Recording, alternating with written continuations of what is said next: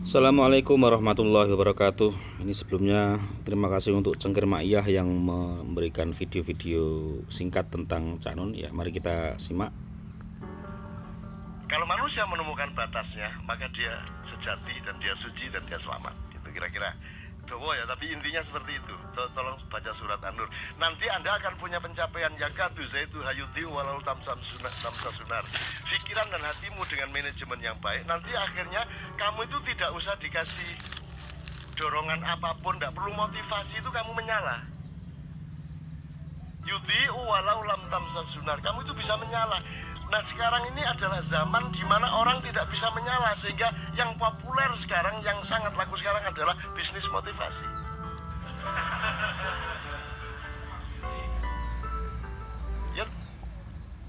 Ya, itu tadi ya tentang surat An-Nur yang sering dibaca Cak Nun itu. Allahu nurus samawati wal ard, mathalu nurihi kamishkatin fiha misbah, al misbahu fi zujajah. Az-zujajatu ka'annaha kawkabun durriyyun yuqadu min syajaratin mubarakatin zaitunatin la syarqiyyati wala gharbiyah yakadu zaituha yudhi'u walau lam tamsashu nar nurun ala nur yahdillahu linurihi may yasha wa yadribullahu al-amthala lin-nas wallahu bikulli syai'in alim. Tadi yang ditekankan yudhi'u walau lam tamsashu nar, ya, artinya dia itu menyala meskipun tidak tersulut oleh api, ya, menyala tanpa dinyalakan, mekan dewi, nyala dengan sendirinya tanpa orang itu bersusah payah untuk menyalakan, dia menyala sendiri. Ya, kalau diturunkan maknanya, tanpa orang itu melakukan sesuatu secara berlebihan, hasilnya itu sudah menjemput dia. Tanpa dia mengejar, sesuatu itu akan datang dengan sendirinya. Tanpa orang itu, bukan berarti ini mengajarkan untuk malas, ini berbeda lagi. Tapi orang itu kemudian diajarkan untuk mengerti suatu proporsi, ya, siapa yang harus dikejar dan siapa yang harus ditinggalkan. Ya, karena filsafat ini Ma'iyah ini kan ya berfilsafat, Ma'iyah ini kan juga ya bertasawuf, Ma'iyah juga bersosial, Ma'iyah ini kan juga berkehidupan sehari-hari. Jadi berma'iyah itu ya mikir, kok ini ya maknanya ya, kok seperti itu ya, maksudnya apa ya kira-kira, kan gitu. Cak Nun tadi menjelaskan bahwa ya orang itu harus menemukan dirinya yang sejati. Ya, kalau man arafa nafsahu faqad arafa rabbahu. Sehingga kepalsuan atau sesuatu yang bukan dirinya itu harus, dalam proses itu harus disingkirkan. Hal-hal yang bukan menjadi diri yang sejati itu harus disingkirkan. Artinya kalau manusia itu ya manusia itu bukan jin, manusia bukan malaikat, ya, basyarun ya basyarun, kita ini manusia, umumnya manusia, kita bukan nabi, maka berlaku ya tidak seperti nabi, tidak seperti malaikat yang selalu benar, juga tidak seperti setan yang selalu menyalahi apa yang menjadi garis aturan dari Gusti Allah. Jadi berperilaku sewajarnya. Kalau saya menangkap dari apa yang dijelaskan Cak Nun itu seperti itu, berperilaku sewajarnya, dan tidak cenderung untuk menunggu suntikan-suntikan dari luar diri, ya, untuk menemukan kepercayaan diri.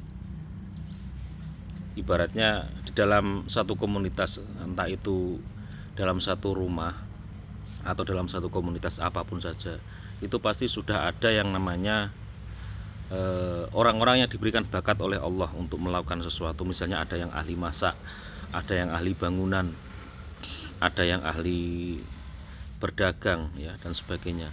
Itu pasti ada.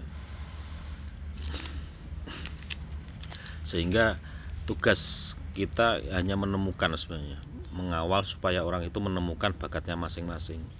Ini pernah juga dijelaskan oleh Cak Nun di lain kesempatan tentang hubungan antara anak dan orang tua. Orang tua tidak boleh sok tahu tentang siapa anaknya, karena anaknya itu sebenarnya adalah ciptaan Allah yang orang tuanya itu tidak tahu. Bahkan membikin saja itu tidak bisa. Yang bisa dilakukan oleh orang tua hanyalah bahasanya Cak Nun pengencok gitu, dok. Hanya itu. Nah, selebihnya hasil prosesnya itu berada di bawah kekuasaan Allah.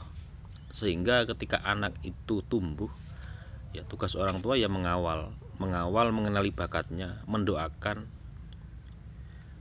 Yaitu bahkan untuk anak menyusu saja itu orang tua kan tidak bisa mengajarinya. Ya, anak kecil begitu lahir dia langsung bisa, bakat yang dia miliki adalah apa? Menyusu, supaya bisa memasukkan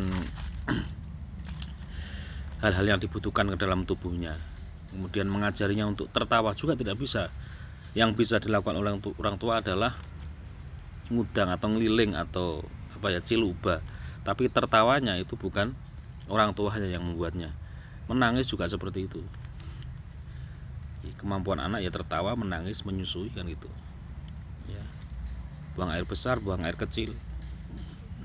Ketika dia tambah usia, otomatis nanti akan tambah lagi kecenderungannya. Ada yang cenderung diam dan bermain di sekitar, fokus terhadap hal-hal di sekitarnya. Ada yang cenderung dengan suara, dengan musik, dengan nada.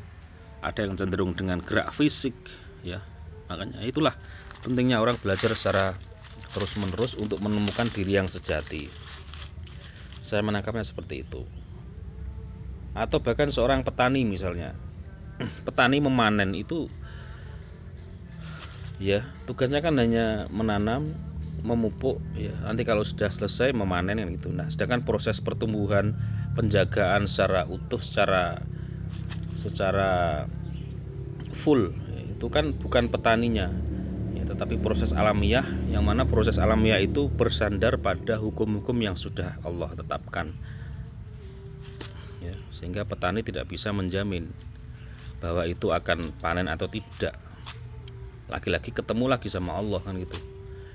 Terus juga seorang dokter, ya, dokter itu juga sebagai seorang yang punya ilmu pengobatan. Ilmu pengobatan berbeda dengan ilmu penyembuhan. Ilmu pengobatan berbeda dengan ilmu penyembuhan. Kalau penyembuhan itu seakan-akan dia bisa menyembuhkan. Ya, kemarin ada rame-rame Ibu Ida Dayak itu, katanya ada yang protes, kok setelah diobati Bu Ida kok enggak sembuh, setelah sembuh terus balik lagi kan gitu. Terus ada yang menuntut, lah itu salah besar. Kenapa kamu menuntut? Karena kamu menganggap bahwa Ibu Ida itu bisa menyembuhkan. Itu salah kaprah Anda sendiri. Anda yang salah tapi menuntut orang lain untuk berlaku benar, untuk berlaku sesuai dengan keinginannya Anda sendiri. Itu keliru juga. Yang dimiliki Bu Ida itu adalah sesuatu yang dititipkan oleh Allah berupa apa? Ilmu pengobatan. Ini harus dibedakan, pengobatan dengan penyembuhan. Ilmu pengobatan bisa dipelajari, tapi kesembuhan tidak bisa. Ini harus dipisahkan ini ya. Ya, karena orang sudah saking terbiasanya kalau orang minum obat sembuh, kalau berobat sembuh, kalau pergi ke dokter sembuh kan gitu. Mikirnya ke situ. Jarang orang berpikir ternyata pengobatan itu satu hal lain, kesembuhan adalah hal yang lain. Pengobatan itu satu hal, kesembuhan itu hal yang lain, ya. Meskipun seringkali dua hal ini bersandingan, ya, sehingga orang berpikirnya itu sebab akibat yang sifatnya pasti, padahal itu sifatnya harus tetap kita secara iman, ya, secara tawakal, ya. Jangan dihilangkan Allahnya sebagai penyebab utama di situ. Causa prima kalau bahasanya Aristoteles. Penyebab utama, sebab dari segala sebab. Kan gitu. Jadi sampai ke situ ya, penalaran, pemaknaan dari yakadu zaituha yudi walau lam tamsas sunar. Hampir-hampir minyak itu menyala walau tanpa disulut oleh api, Ini juga pernah diceritakan oleh Cak Nun ketika memperingati wafatnya Rendra dulu itu, dimana nilai-nilai yang dibawa oleh Rendra itu justru akan semakin tampak ketika Rendra sudah wafat. Karena ketika Rendra masih hidup, orang-orang terhalang untuk memaknai itu. Orang hanya melihat Rendra itu sebagai orang yang berprofesi sebagai seniman, sebagai teater, sebagai pemain teater atau sebagai penyair gitu. Nah, sedangkan nilai-nilai ketuhanannya di situ tersembunyi karena profesi itu tadi. Orang menganggap atau menilai hanya sebatas profesinya, tetapi nilai-nilai ketuhanan yang ada di dalam puisinya itu justru akan tampak ketika Rendra sudah dipanggil oleh Sang Kuasa. Nah, di situ juga bisa bermakna yakatu zaituha yudi walau lam tamsas nar. Setelah Rendra wafat, maknanya itu akan semakin menyala tanpa diusahakan oleh seorang Rendra. Ya, kita banyak saksikan peristiwa-peristiwa seperti itu. Ya, ketika orang sudah meninggal, namanya semakin besar, peranan yang atau sejarah yang pernah dia lakukan itu semakin tampak di permukaan. Ya, Allah menggerakkan hati orang lain untuk menyebutkan kebaikannya, untuk menyebutkan jasa-jasanya tanpa diminta, tanpa ada pamrih dan sebagainya. Ya, itu. Ya, maka ketika orang itu menemukan dirinya yang sejati, yang sebagaimana ditakdir atau dikehendaki oleh yang menciptakan, maka akan terjadi yakatu zaituha yudi walau lam tamsas sunar. Oke, demikian. Assalamualaikum warahmatullahi wabarakatuh. Allahumma sholli ala Muhammad.